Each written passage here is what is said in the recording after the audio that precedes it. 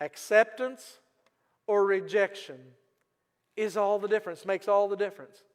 For those who hear the words and refuse to live by them and reject the truth, then they're like the foolish man who built his house on the sand, and when all of the storms hit, it washed him away. Destroyed everything.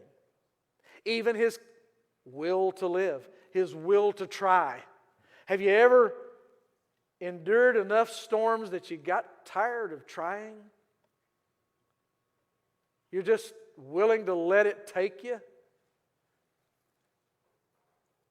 I remember a movie years ago. I should watch it again, I guess. Very ridiculous movie. I think it was called The End, but it was.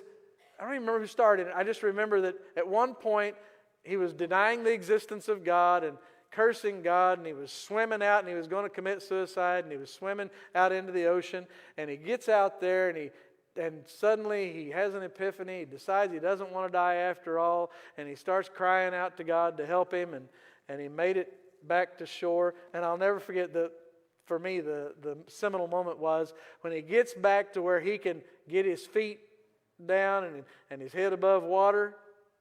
He immediately went back on all of his promises to God and said, I swam all the way back here by myself.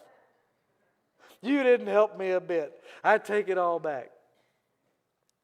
And as humorous as that may sound, it is so indicative of the human condition.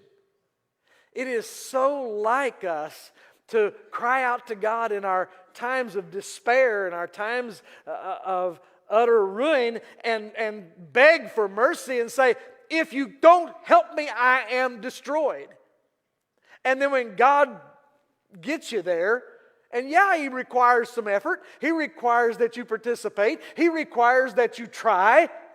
But when God miraculously gets you past and beyond that point where you were failing, that point where you were about to give up, then you automatically, it's just human nature, you go back to relying kind of on you again.